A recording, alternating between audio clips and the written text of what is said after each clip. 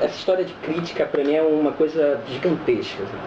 E ampliando, acho que não só através do texto, seja ele escrito, seja ele filmado, existe um outro canal que para mim é muito importante, que é a expressão de um texto reflexivo a partir da oralidade no espaço do cineclube. Hoje em Belém a gente vê uma profusão tremenda do movimento cineclubista.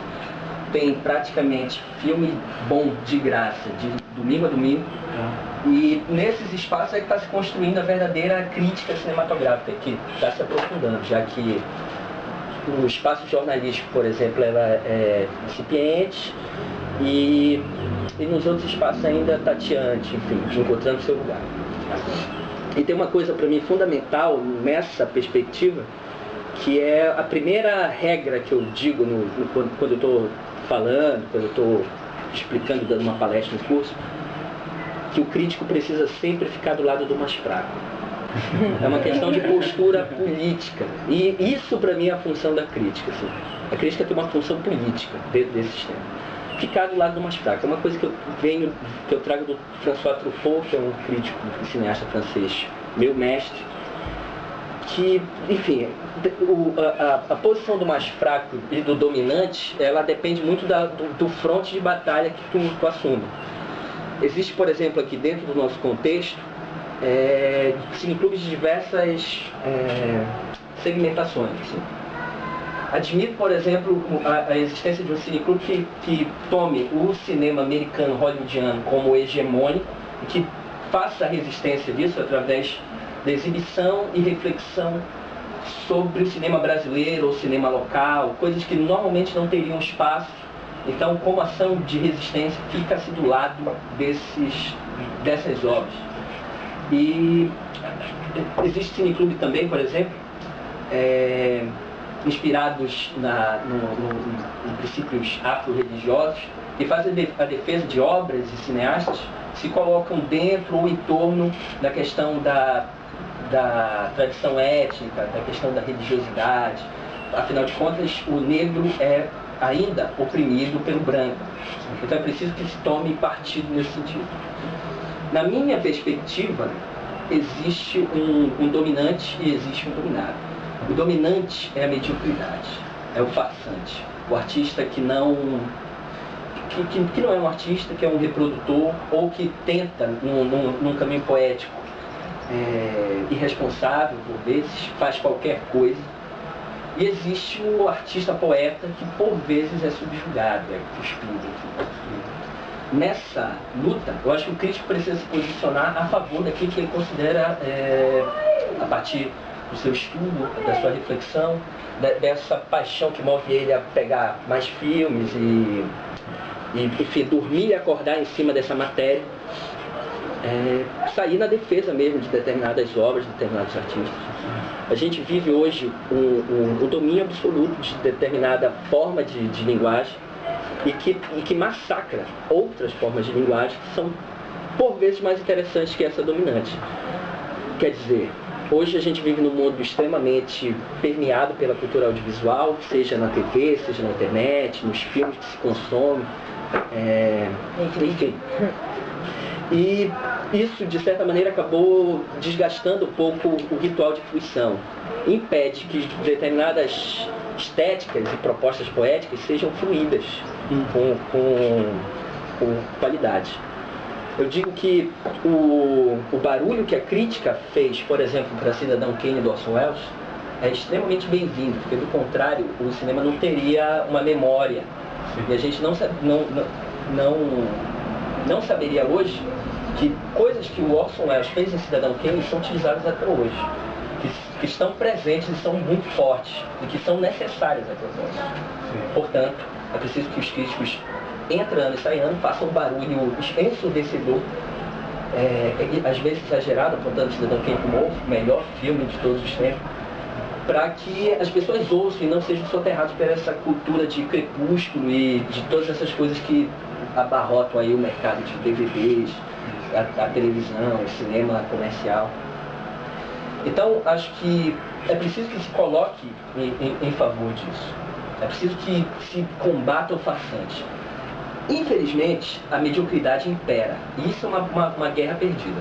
Isso não só no cinema, como em todas as formas de expressão e da nossa vida.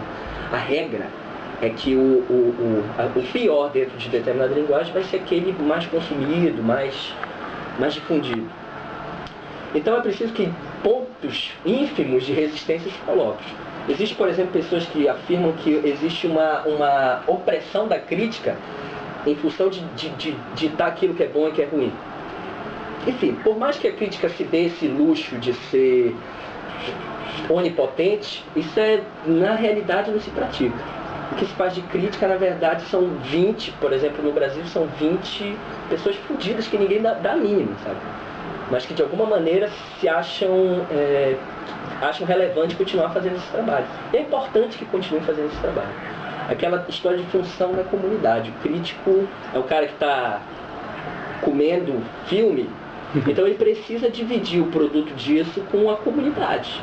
Ele, apesar de que é muito cômodo, e a maioria das pessoas faz isso, pode ficar numa relação masturbatória ali dentro dos seus quartos. Mas é preciso que isso extrapole ali, que essa reflexão que ele está construindo se solidifique a partir de um diálogo e contribua para o aprofundamento do debate. Então, tu acreditas então no caráter de formação? Eu acho que a função da crítica é uma função educativa. Sim. A educação do olhar... Apenas isso? Não só isso, não só isso. Eu lanço mão, às vezes, por exemplo, de utilizar um texto curtíssimo, um texto mais longo, reflexivo, como liberdade literária mesmo, de expressão minha.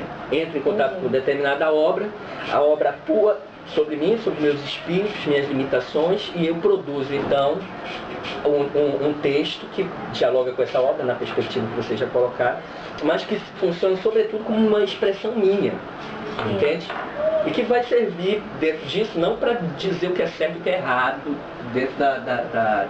dentro da obra, mas que vai permitir um braço ali dentro dessa raiz de possibilidades infinitas de interpretação. Que é a obra, isso é interessante, que me lembra talvez a maior obra artística que eu já vi sobre crítica, que é o Ratatouille, da Pixar, em que o Egor fala, na crítica que ele escreve no final da animação, que na opinião dele o crítico sempre ocupa uma posição confortável, porque ele vai dizer é bom ou não é bom, sem ter se esforçado para que aquilo acontecesse, ele só simplesmente entra em contato com aquilo.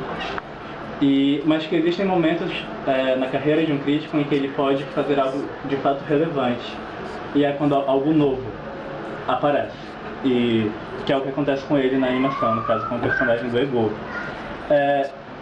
Eu acho que os críticos jamais podem perder isso de vista, sabe? Por exemplo, eu lembro de ter assistido uma vez um filme do Vincent Minnelli que se chama Deus Sabe Quanto Amei, e eu não gostei muito. E não sei se era uma questão de entender ou não entender, mas no meu caso eu ainda me prendia a certos conceitos ou certos padrões que eu conhecia na carreira do Minnelli, para subjugar aquele filme e dizer esse filme não é tão bom quanto os outros, como sempre no vício que a gente tem de colocar as obras em competição, o que pode ser saudável, mas também pode ser muito chato. Sempre vira a historiografia daquela pessoa, né? Aquele Exatamente. nome. E aí eu li uma crítica para esse filme, e eu não me lembro agora o nome do crítico, mas ele me emocionou de uma tal forma a crítica dele, que eu me senti constrangido de não ter apreciado aquele filme da forma como aquele crítico apreciou. E isso me obrigou a rever o filme. E a necessariamente repensar o filme, entende? Então não é que o cara me deu um conteúdo que eu decorei, eu tive que aceitar porque ele é crítico e eu não sou, entende? Simplesmente a gente conversou. Sim.